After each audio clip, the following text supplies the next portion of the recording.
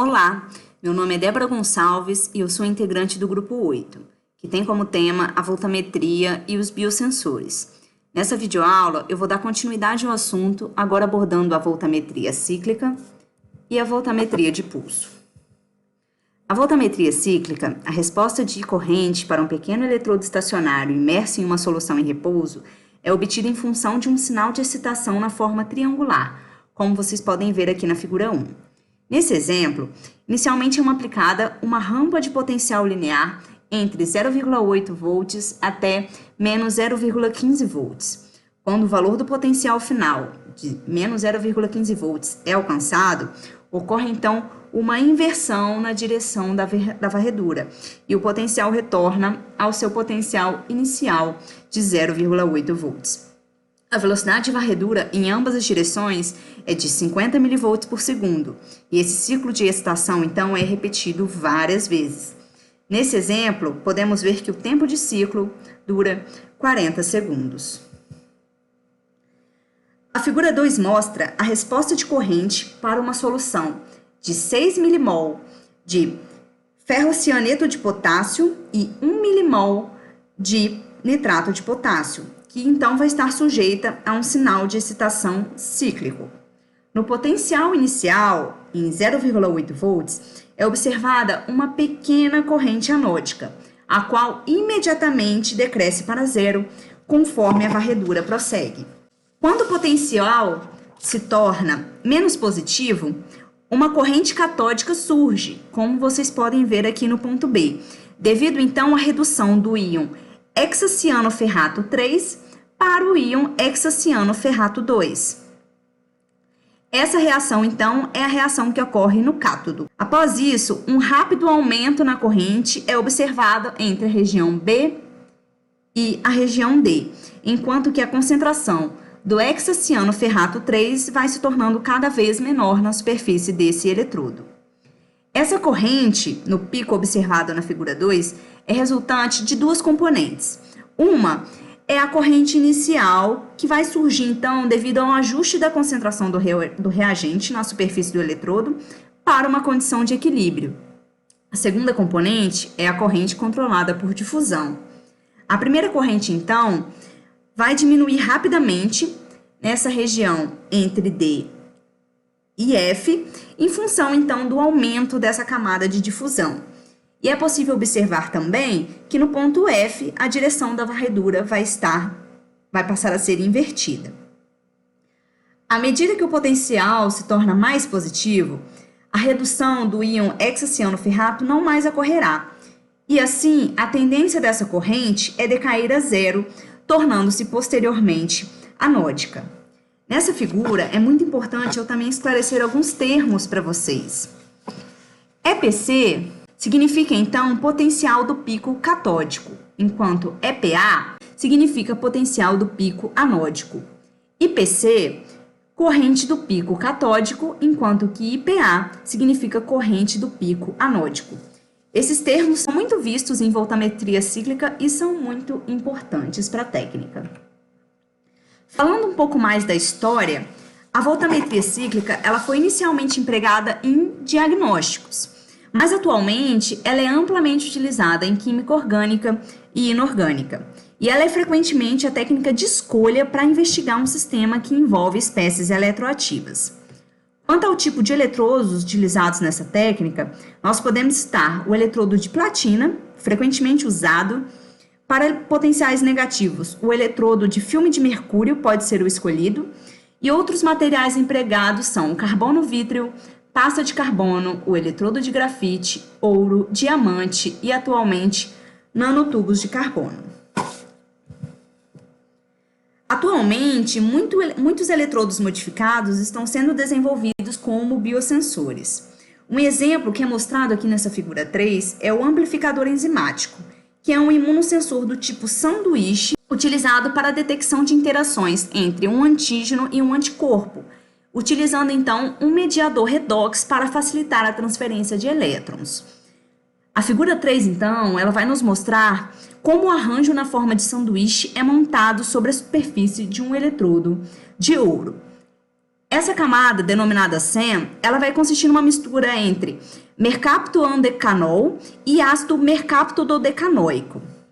E aqui nós temos representados por FCD um polímero de forma esférica que vai possuir um grande número de sítios funcionais para se ligar à molécula-alvo. Nesse caso, ele vai ser o nosso mediador redox. Esse polímero, então, ele vai ser adicionado ao SEM para fixar-se na superfície desse eletrodo.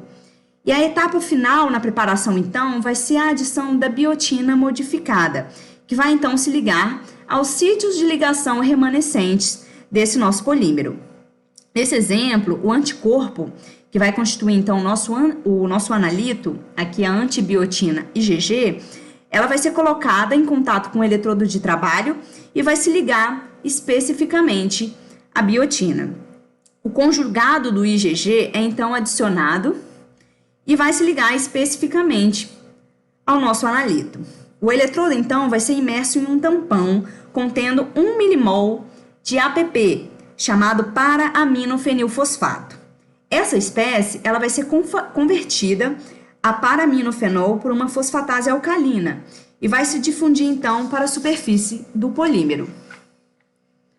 O ferroceno, aqui representado por FC, ele vai estar presente na superfície do polímero e, então, vai ser oxidado a FC+, quando o potencial anódico for aplicado na superfície do eletrodo.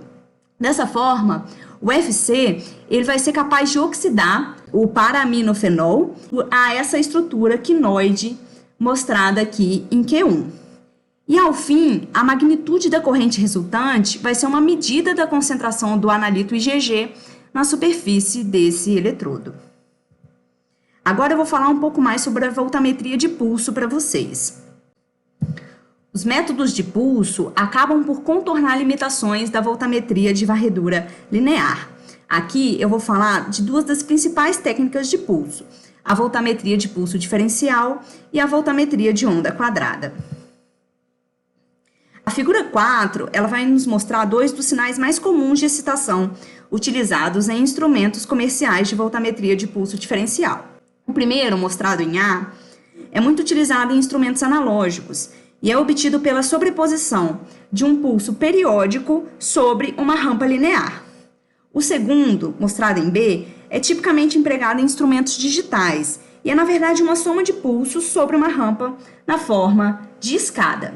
Como vocês podem ver, então, dois valores de corrente são obtidos de forma alternada. Um é obtido em S1, antes da aplicação do pulso, e o outro é obtido em S2, antes do fim desse pulso. Na figura 5, nós podemos ver, então, a curva diferencial resultante, que vai consistir em picos, cuja altura vai ser diretamente proporcional à concentração do nosso analito.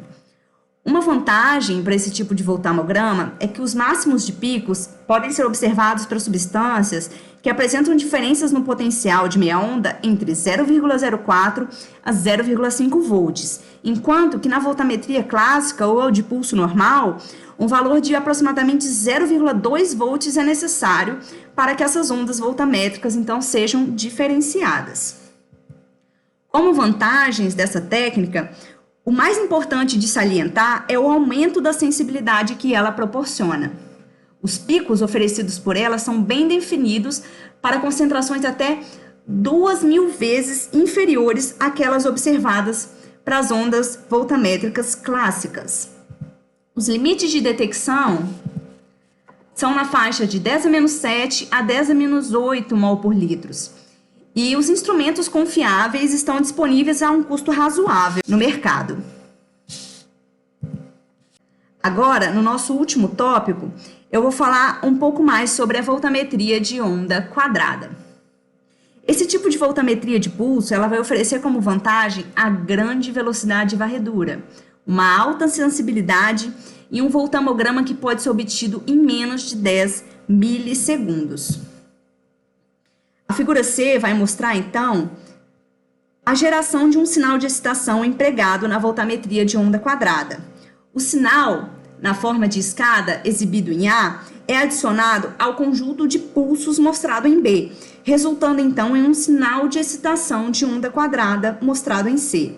A resposta de corrente, representada aqui em ΔI, então vai ser igual ao valor da corrente medida no potencial 1 menos o valor da corrente obtido no potencial 2, onde essa diferença, então, vai ser diretamente proporcional à concentração do analito.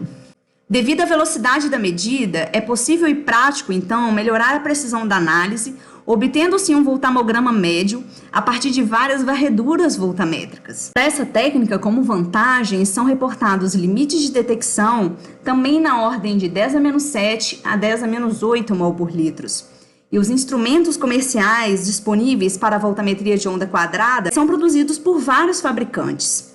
Com isso, a técnica está sendo rotineiramente utilizada na determinação de compostos orgânicos e inorgânicos. Isso também está sendo empregada em detectores para cromatografia líquida. Então é isso. Na próxima videoaula teremos voltametria de alta frequência e alta velocidade, métodos de rede de solução e voltametria com microeletrodos. Até lá!